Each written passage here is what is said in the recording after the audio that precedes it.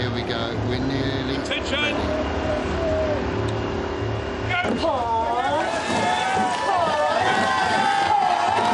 I'd say that's a pretty clean start from both crews, and not quite the aggression I expected from Rutgers on the first 3 strokes. I agree, Martin. I was looking out for it, and actually Durham beat them onto that 3rd stroke, so just rating a little bit higher. That said, that's not the same as saying it was an excellent start. I think it's much more about how much you get on the end of the oar. Realistically, we won't really know until the camera pulls around to the end of the island, but I agree. I expect Rutgers to look nice and aggressive through the middle of this race, though.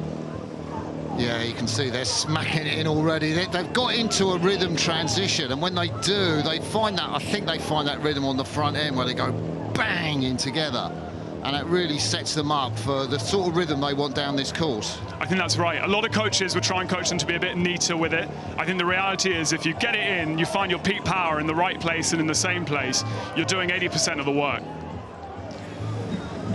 So we can see there the orange V's at the start, that if you're in a coxless boat, you want to align that vertical orange sort of lollipop with the V, and then if you align it with that V, you know you're going straight. Of course, the strokes can see it, but the coxes can't see it. So there we see out the end of the island, it is the crew from Rutgers. Their signal goes up first, Stan. Indeed. I mean, I'm not super surprised. I think they did look more aggressive. It's tricky because we're not seeing quite the right angle to know the exact margin, but I agree, Martin, it does look like Rutgers have pulled out a lead here. Yeah, you can see those signals very close. That's the quarter-mile signal, and that banging rhythm that we've seen from the Justin Price coach crew really turned that program around since he went there in 2018. The Scarlet Knights, they call themselves in the USA. They finished second in the B final of the NCAAs, an event that was won by Yale sensationally, actually. Durham, though, I think will have a point to prove here. At the Henley Women's Regatta just a couple of weeks ago, they were knocked out in the heat by Thames, who ended up finals by just 3/4 of a length. So it's a slightly unlucky draw. Clearly here they've made it through to the weekend, which is a fantastic result by any measure, but they're not going to want to go out without a fight. Here we go, we're getting a closer view. You can see it's just at the barrier, still about a 1/3 of a length in it. And the bowwoman of the Rutgers boat, Louise Dinard, the 20-year-old, she is a French rower. And she is just giving it her all, just slightly dropping that left shoulder at the back end, Stan. You're right, but it's sort of what we've been saying about this Rutgers crew. They're not too worried about the aesthetics. They are just concerned about getting their power in and on together. And a lot of crews have gone very, very fast that way. So Rutgers gone out to nearly 2/3 of a length, coming up to 3/4 of a length. And then we get our first look at Durham.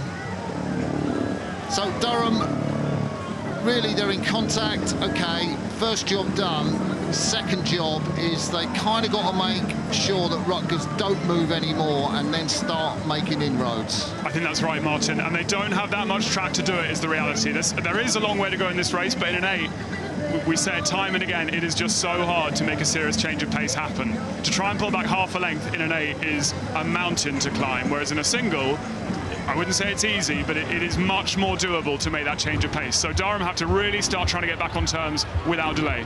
So the smart money is definitely on Rutgers, and they have been punching massively above their weight, 8th in the NCAAs, and it looks like they are on their way to a final place in the Island Challenge Cup at Henley. But the Durham crew, well, there we go. There's the Rutgers crew. Look at the stroke woman there. She's got on the starboard side. It's really interesting. Her inside arm of Ellie Arbgas, the 22-year-old. It's very interesting, her technique. I've not seen anything like that. I mean, you wouldn't coach it, but there's a reason they put her in that seat, especially when she's on bow side. You know, by default, the stroke is on stroke side. They've clearly been quite deliberate to put her in that seat. And for my money, it's because she is just aggressive. She takes the rest of them with her, just sets an unrelenting pace, which, to be honest, Durham are currently not quite able to keep pace with. So clear water, they've broken the string. Let's have a look at the Durham crew. Oh, there we are, up in the bows. It is Amelia Davis, 19 years of age, that's all. It's a very young crew. Ella Darrington, Tabea Butterfield, and going all the way down to the stern, Isadora Kennedy. There she is, the stroke woman who took the British under-19 to a gold medal against Germany. I think it was back in 2023, the Junior World Championships. All her experience in that race will be needed now. This Rutgers crew, the first ever women's crew from Rutgers to come to Henley Royal Regatta. So quite a result on their first outing, if they're able to do it and finish off this race as they should, to make it to the final and see how they can do from there tomorrow. Zoe McCutcheon in the 7-seater Durham, the Irish woman from Kesh in Northern Ireland, rode for the Enniskillen Royal Boat Club and the Irish junior team. A lot being asked of her, but they've just overpowered, they've outpowered everyone. I mean, they're kind of ripping up the technical rulebook, Stan, and they're just doing something which we haven't seen with any other crew here at Henley that'll be in the finals. I think that's right, Martin, but I'm sure over the years you've seen some crews like this. I cast my mind back to some of those Canadian men's eights under Mike Spracklin, who, you know, won the Olympics, but it wasn't necessarily a style that all coaches would try to emulate, but it was super aggressive, and I think it's somewhat in that tradition that this Rutgers crew is just tearing it up, as you say. So there we go. Cox, Maxine Prawl, just guiding the crew down. Ellie Arvigus, the 22-year-old, she's graduated. She's a senior already, the stroke woman. Katie Pitzel in the 7-seat, an accounting major. B. Colclough in the 6-seat, a freshman from Shrewsbury School here in the UK. So Durham have got a massive amount of work to do in their final part of this race. So let's have a look. There we see from the side stand. I mean, they are still banging it in, aren't they? Yeah, they're not backing off, Rutgers. They're not backing off. I mean, a few days ago we thought maybe they should be, but on the other hand, they're here, they're proving us wrong. But they will have to do it all again tomorrow. They will, and they'll have to do it against Newcastle University. They are nearly at the finish line.